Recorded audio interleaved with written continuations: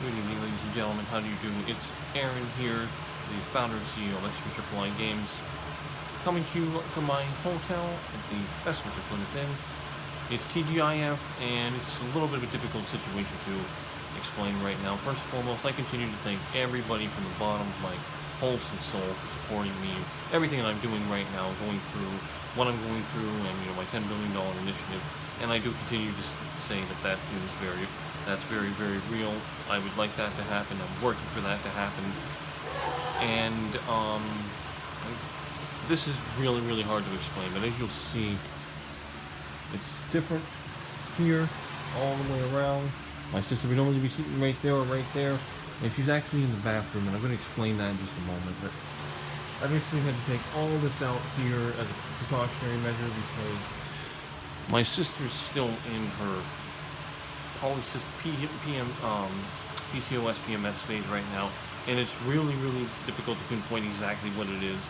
But it's like I said in prior videos, clash between bipolar disorder, autism, and schizophrenia, hearing voices, switching sides, aggression, anger, yelling, all of that, as well as movements like kind of like this, and the sounds that you're hearing right now.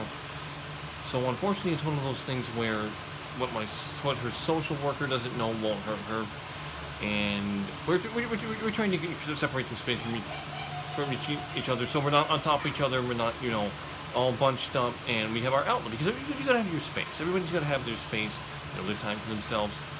So basically, the bathroom is serving as her personal space. It's where she goes in there to just unwind and hopefully not yell her head off like she's kind of doing right now, and where she can be her, she can be in her element. I can kind of have some space because of the layout of the hotel room. It's not a studio style hotel room. It's a room. It's two beds, two queen beds, and there's only so much space that you get out of that. So basically, I'm just kind of. It's very, very hard to say this, but just understand that it's the only way that works, and you do what works. The bathroom has a locking door. So this bathroom has a locking door, which it's locked right now. And then here, obviously, you have it's double locked, so you have the latch is metal, so that's gonna do its job. You can't beat that. But then, unfortunately, here, the deadbolt locks, and then when you turn it, unlocks.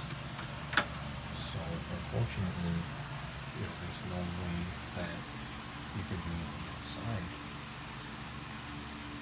because with this engaged, because if you do, the only way to get back in is to kick it out.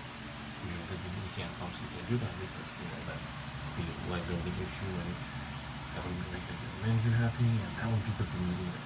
So that's the situation right here. This is a locking door that unlocks. This is the saving grace right here. So this is her. She's always saying, "I'm gonna go listen to her, listen to her, listen to her." This is basically her bedroom.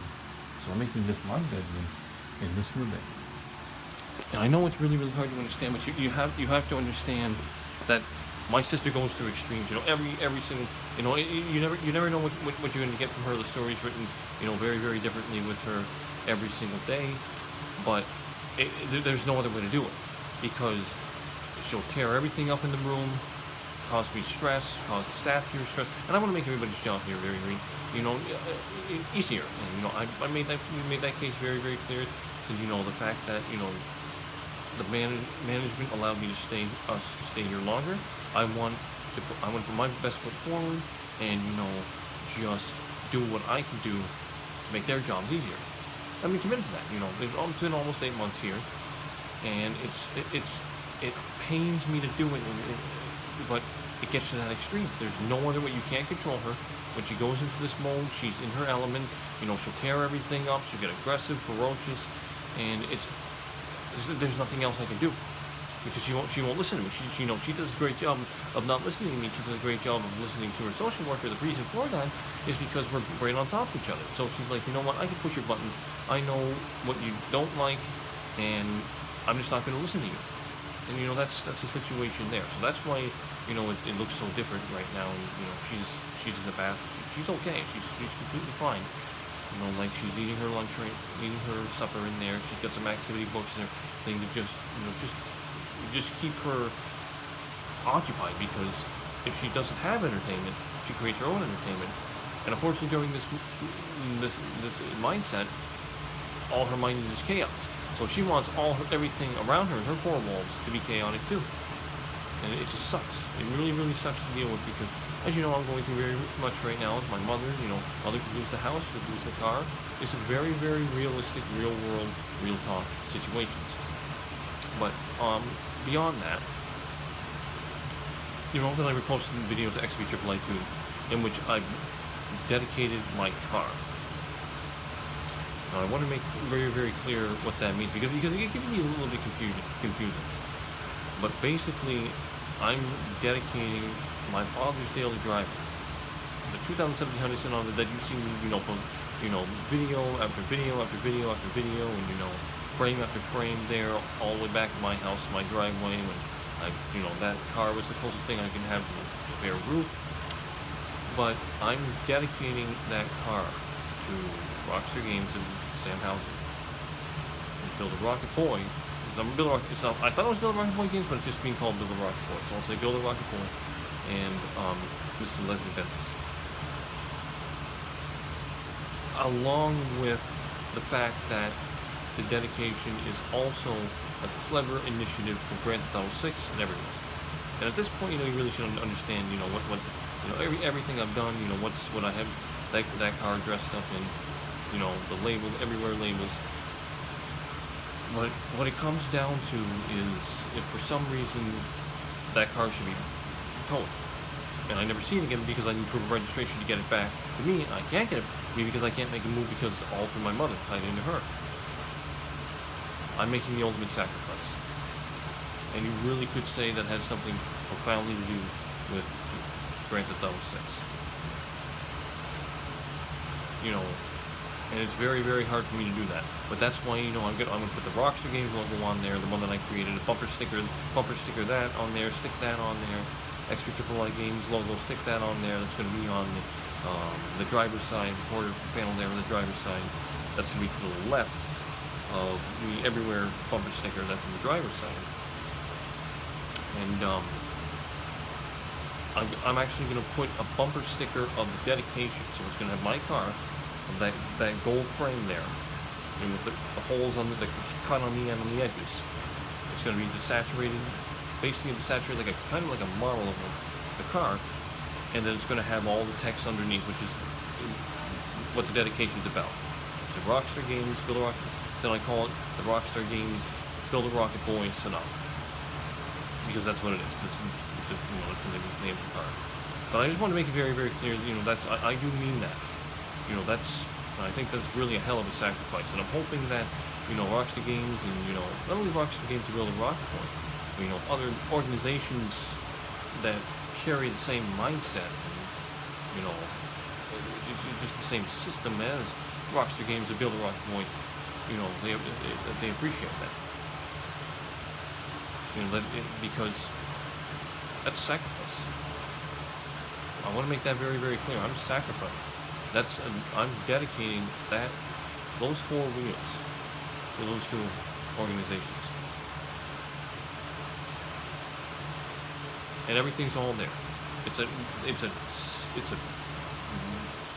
good wall of text of everything about me, my story, my backstory, losing my father, my mother losing herself, marrying self-psychosis because of that loss, and then me basically taking over my mother's job of caring for my sister. And what the situation is right now. And, I couldn't be more dedicated, devoted. I'm going to brush your teeth very soon, my dear, okay? So just hang tight, okay? I'm doing a little video right now. Listen, it's very, very important. You need to sleep, honey. If you can't go 48 hours or more. She didn't sleep last night. She was knocked out. You know, she was a zombie all day. And when she doesn't sleep, she's gonna tear everything. When you don't sleep, your mind's gonna be chaotic. And it's frustrating.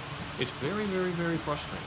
But I'll be right in there, Alyssa. Okay, to brush your teeth, and then you can just use that space as your bedroom. Okay. And that's the whole thing about it. You want to go to bed? So you want to lay down? You want to lay down in your bed? Okay, that sounds like a good sign. So you want to lay down in your bed? I'm not sure what to make of it. I'm hoping that I have to give her. Sometimes I give her usually 20 milliliters of melatonin. To make sure that she has disease. But sometimes it plateaus and it doesn't do anything. So I started giving her. I upped that to 40 milliliters, and it worked once. After that, the next night she didn't sleep last night, and tonight maybe it's gonna be a different story. I'm hoping so. But I'm gonna shut this video down right now. I'm gonna get all that taken care of, and I'm gonna make a little pizza run. My supper. I have my habits. McDonald's. McDonald's cold sells pizza, but it's comfort food.